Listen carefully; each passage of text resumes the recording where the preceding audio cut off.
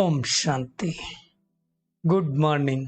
अव्यक्त मुरली 29 अगस्त 2021। बाबा का मीठा मीठा लेटर हम मीठे मीठे बच्चों के मीठे मंथन के लिए। मंथन शुरू करने से पहले सर्वशक्तिमान प्यारे बाप दादा का वरदानी हाथ अपने सिर के ऊपर महसूस करते हैं और उनकी शक्तिशाली किरणों के नीचे बैठ जाते हैं। अनुभव करें मेरे चारों ओर परमात्म किरणों का शक्तिशाली आभामंडल है और उसमें मैं आत्मा सुरक्षित हूं।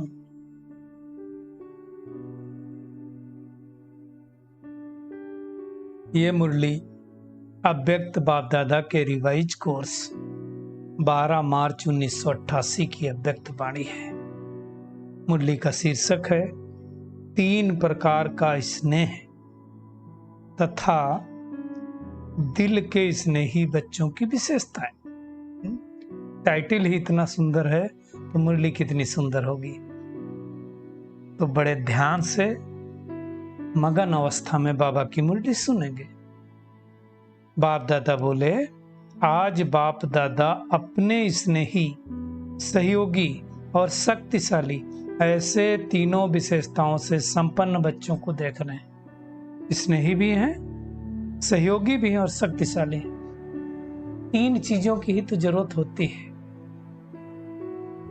एक, जो आत्मा बड़े स्नेह से प्यार करती हो, बात करती हो, सहयोगी भी हो और वह शक्तिशाली भी हो। यही तो चाहिए। तो बाबा कहते हैं वही विशेष आत्माओं में नंबर 1 आत्मा है। स्नेही भी हो और सदा हर कार्य में सहयोगी भी हो और साथ साथ शक्तिशाली भी हो। अब बाबा स्नेह के बारे में समझा रहे हैं। जब परमात्मा आते हैं इस सृष्टि पर तो इस यज्ञ की जब स्थापना करते हैं तो ऐसे बच्चों को चुनते हैं जो स्नेही भी हो, सहयोगी भी हो, शक्तिशाली भी हो। तो साथ साथ देखते चलें अपने को कि मैं आत्मा कहां पर हूं। तो बाबा कहते हैं स्नेही तो सभी है, लेकिन स्नेह में एक है दिल का स्नेह, नंबर 1 वाला। दूसरा है समय प्रमाण मतलब का स्नेह और तीसरा है मजबूरी के समय का स्नेह। अब चेक करें मैं कौन सी कैटेगरी में हूं। आत्मा दिल के स्नेही हूं, समय प्रमाण स्नेही हूं और मजबूरी का स्नेह।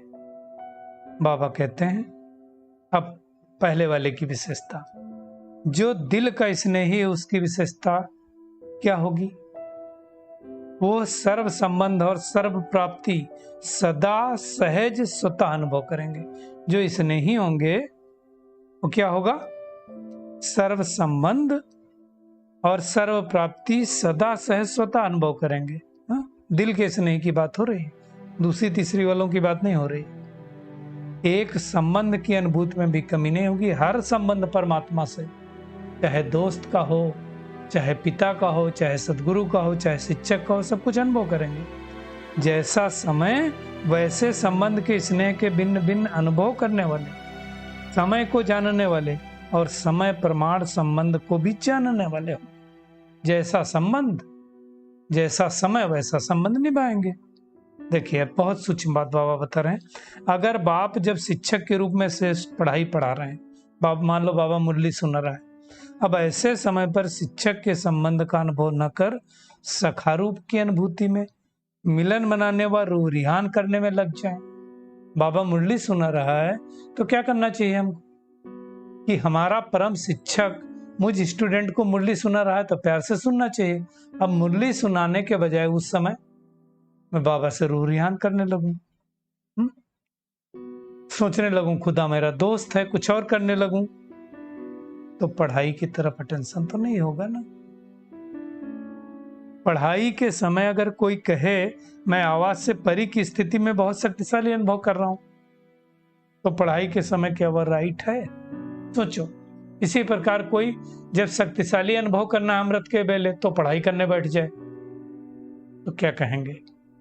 क्योंकि जब बाप शिक्षक के रूप में पढ़ाई द्वारा श्रेष्ठ पद की प्राप्ति कराने आते हैं तो उस समय टीचर के सामने गॉडली स्टूडेंट लाइफ यथार्थ है। बस ये अंडरलाइन करना, मैं स्टूडेंट हूं, वो मेरा परम शिक्षक है। इसको कहा जाता है समय की पहचान प्रमाण, संबंध की पहचान और संबंध प्रमाण स्नेह की प्राप्ति की अनुभूति। बाबा कहते यही बुद्धि की एक्सरसाइज करो, जो जैसा चाहे जिस समय चाहे वैसे स्वरूप और स्थिति में स्थित हो जाए। इसमें परिवर्तन की नहीं। अब मान लो हमको दोस्त की जरूरत है, मुझे कोई मन की बात करनी है, उस समय खुदा दोस्त का अनुभव करना है। बाबा ने एग्जाम्पल दिया, जैसे कोई शरीर में भारी है, बोझ है, तो अपने शरीर को सहज जैसे चाहे वैसे मोल्ड नहीं कर सकेंगे। ऐसे ही अगर मोटी बुद्धि है, अर्थात किसी न किसी प्रकार का व्यर्थ बोझ व व्यर्थ किचड़ा बुद्धि में भरा हुआ है, कोई न कोई अशुद्धि है, तो ऐसी बुद्धि वाला व्यक्ति जिस समय चाहे वैसे बुद्धि को मोल्ड नहीं कर सकेगा।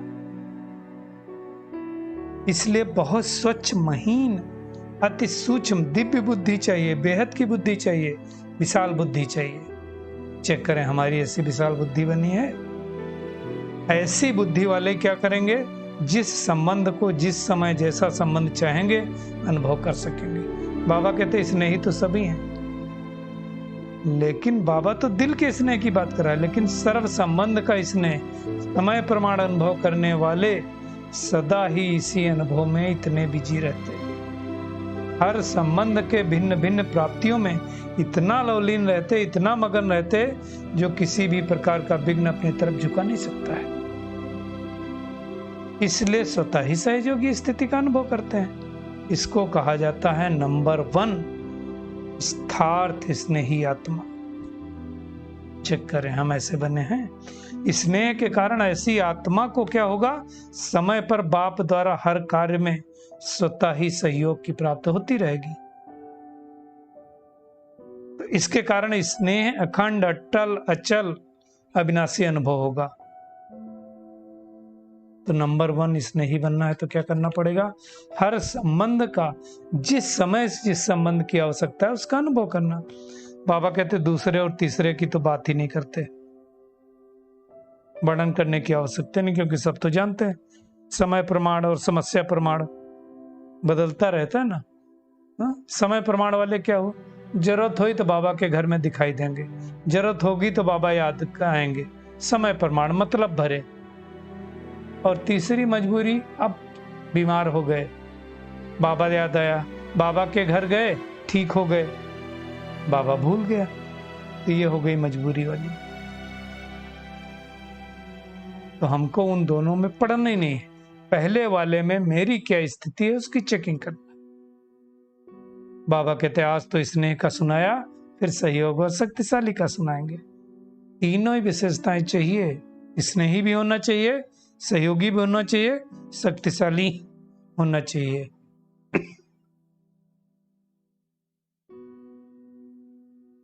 तो बाबा कहते हैं ऐसी प्रैक्टिस है ना कि जब बुद्धि को जहां चाहो, जितना समय चाहो स्थिति कर सकते हो। कब स्थिति कर पाएंगे, जब कंट्रोलिंग पावर चाहिए, रूलिंग पावर चाहिए। पहले कंट्रोलिंग पावर चाहिए, तब रूलिंग पावर आएगी। अगर कोई अपने को कंट्रोल नहीं कर सकता हो तो राज्य को कंट्रोल नहीं करेगा। तो हमें अपनी कर्मेंद्रियों को कंट्रोल करना है, तब हम राज्य अधिकारी बन पाएंगे, ऐसे तो नहीं बन पाएंगे। तो बाबा कहते हैं आज तो मिलन मनाने आए थे, कोटा पूरा करने आए थे। संगम युग पर जो मिलन मनाने बाबा के बच्चे आए होंगे उस समय ज्यादा आ गए संख्या से। तो बाबा कहते हैं यहाँ तो संख्या का लिमिटेशन है, स्थूल शरीर को भी देखना पड़ता है, संख्या को भी देखना पड़ता है। आप सूक्ष्म मतन में आ जाओ, तो फरिश्ता स्वरूप का तो कोई बंधन है नहीं, वो तो कैसे भी सेवा कर सकता है, कितनी भी कर सकता है ना। क्योंकि ब्रह्मा बाबा भी उस समय अव्यक्त हो गए थे, तो तीव्र गति से सेवा बढ़ रही थी। तो बाबा कहते हैं सूक्ष्म शरीर की जो सेवा होती है वो स्थूल शरीर से फास्ट है, तो हमें उस फास्ट सेवा का अनुभव करना है। और उसके लिए क्या करना पड़ेगा, अशरीरी फरिश्ता होने का अभ्यास करना पड़ेगा, स्वतंत्र स्थिति का अभ्यास करना पड़ेगा। जब फरिश्ते स्थिति से अभ्यास करेंगे तो बंधन मुक्त रहेंगे, हल्के रहेंगे, दिव्य वाले रहेंगे, है ना। तो ऐसा अनुभव करना है। तो आज सारा दिन क्या करेंगे? एक तो अपने आप को बाबा का दिल का स्नेही समझेंगे, मतलब भरे नहीं, जरूरत भरी नहीं, दिल के स्नेही। फिर बाबा ने पर्सनल मुलाकात की पार्टियों से। उसमें बाबा ने कहा, पहली पार्टी से बोला बाबा ने, सदा बेफिक्र बादशाह हो ना। जब बाबा को सारी जिम्मेवारी दे दी तो फिक्र किस बात का है? जब हम अपने ऊपर जिम्मेवारी रखते हैं ना तो हमको फिक्र आती, क्या होगा, कैसे होगा। बाबा के हवाले कर दिया तो फिक्र किसको होगी? बाप को या आपको? बाप को। और बाप तो सागर है, फिक्र तो रहेगा ही नहीं। तो बाप भी बेफिक्र, बच्चे भी बेफिक्र हो गए। इसलिए जो भी कर्म करो, कर्म करने से पहले हमको सोचना, मैं ट्रस्टी हूँ, ये शरीर भी बाबा का है, तो शरीर को ठीक कौन करेगा? बाबा ठीक करेगा। तो आप बेफिक्र हो गए। मेरे को तेरे में बदल दोगे तो हल्के रहोगे। दृष्टि का अर्थ ही है सब कुछ बाबा का, मैं हल्का। तो मैं को तय में बदल दो, है ना। बाप की खुली ऑफर है, बोझ छोड़ो। फिर भी हम नहीं छोड़ रहे हैं, पकड़ के बैठे हैं। तो अब आज बोझ को छोड़ देना है और खुद भी बेफिक्र रहना, दूसरों को बेफिक्र बनाना। और जब दूसरों को बेफिक्र बनाएंगे तो बहुतों की आशीर्वाद मिलेगी, दुआएं मिलेंगी। और जिस आत्मा को दुआएं मिलती हैं वो आत्मा उड़ते हुए चलती है। फिर दूसरी पार्टी से बात किया। बाबा कहते हैं, अविनाशी सुख और अल्पकाल का सुख दोनों के अनुभवी हो। अविनाशी सुख क्या है? ईश्वरीय सुख। और अल्पकाल का सुख क्या है? स्थूल साधनों का सुख। और जिसको अविनाशी सुख मिल जाता है, अर्थात ईश्वरीय सुख मिल जाता है, उसके पास विनाशी सुख अपने आप पीछे आता है। जैसे कोई धूप में चलता है तो परछाई पीछे पीछे आती, कोई परछाई के पीछे भागता है तो वो दूर भागती।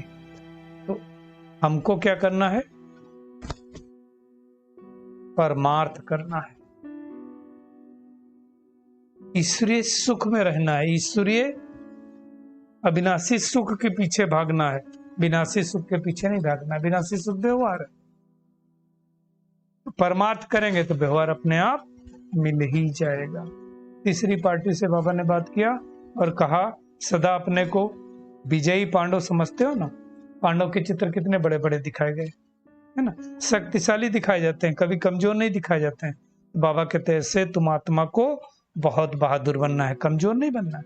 पांडवों की विजय तो निश्चित है। कौरव तो अछोड़ी सेना होते हुए भी हार गए, पांडव 5 होते हुए भी जीत गए। पांडव अर्थात परमात्मा से प्रीति बुद्धि इस पूरी सृष्टि में 5% ही लोग हैं, ज्यादा नहीं है। चौथी पार्टी से बाबा ने बात किया, कहा, अपने को बेहद के निमित्त सेवाधारी समझते हो। बेहद के सेवाधारी अर्थात किसी में भी मैंपन व मेरेपन के संस्कार न हो, मैंपन की हद में आने वाले न हो। बेहद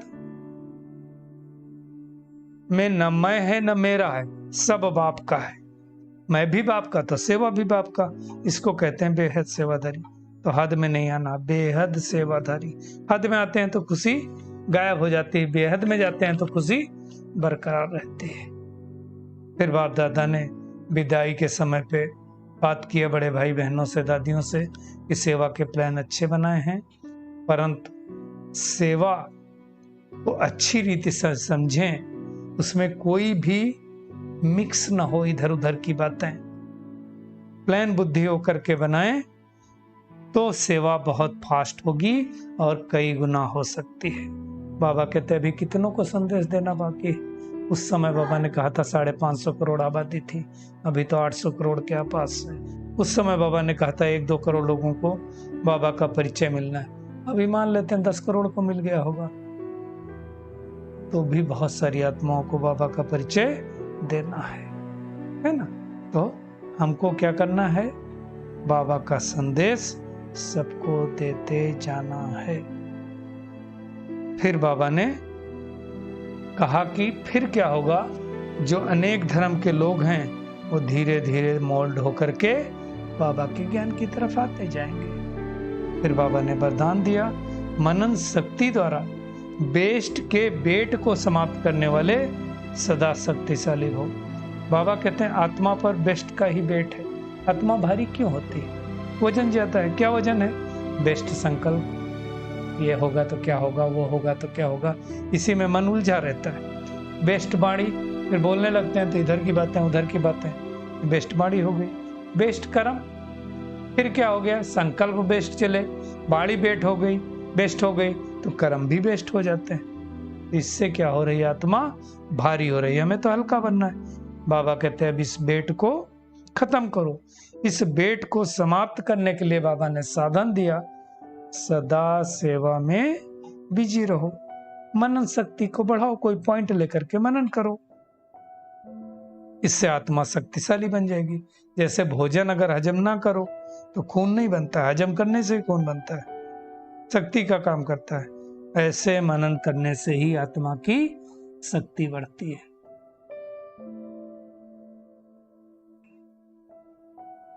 तो मनन करना है। स्लोगन है, जो अपने स्वभाव को सरल बना लेते हैं उनका समय व्यर्थ नहीं जाता है। तो हमें अपने स्वभाव को एकदम सरल बना देना है ताकि हमारा समय सदुपयोग हो। चलिए परमात्मा किरणों के नीचे बैठ जाते हैं और महसूस करें, मैं परमात्मा के दिल तख्त नसीन आत्मा हूं। मेरा मीठे बाबा से दिल का स्नेह है। मैं बाप दादा की स्नेही, सहयोगी और शक्तिशाली आत्मा हूं। मतलब का स्नेह नहीं है हमारा, न मजबूरी का स्नेह है, हमारा दिल का स्नेह है। मैं उस पिता को, उस परमात्मा को जिस संबंध से जिस समय आवश्यकता होती है उस समय याद करने वाली कोटों में कोई आत्मा हूं। मैं मन और बुद्धि से स्वच्छ, सूक्ष्म बुद्धि, दिव्य बुद्धि, बेहद की बुद्धि, विशाल बुद्धि आत्मा हूं। मैं परमात्म सहयोगी आत्मा हूं। मैं बेहद की सेवाधारी आत्मा हूं। मनन शक्ति द्वारा अपने बेस्ट के बेट को कम करने वाली आत्मा हूं। मेरे ना संकल्प बेस्ट हैं, न वाणी बेस्ट है, न कर्म बेस्ट है, बल्कि वेस्ट के बजाय बेस्ट हैं। तो अपने संकल्पों को, वाणी को और कर्म को बहुत हल्का बनाना है। अपना सारा बोझ परमात्मा को दे करके हल्की स्थिति में स्थित हो जाना है। परमात्मा बोझ लेने के लिए तैयार है तो हमें उनको सौंप देना है। अपने स्वभाव को बहुत सरल बनाना है। शुक्रिया मीठे प्यारे बाप दादा, शुक्रिया आप सभी का इस मीठे मंथन के लिए। ओम शांति।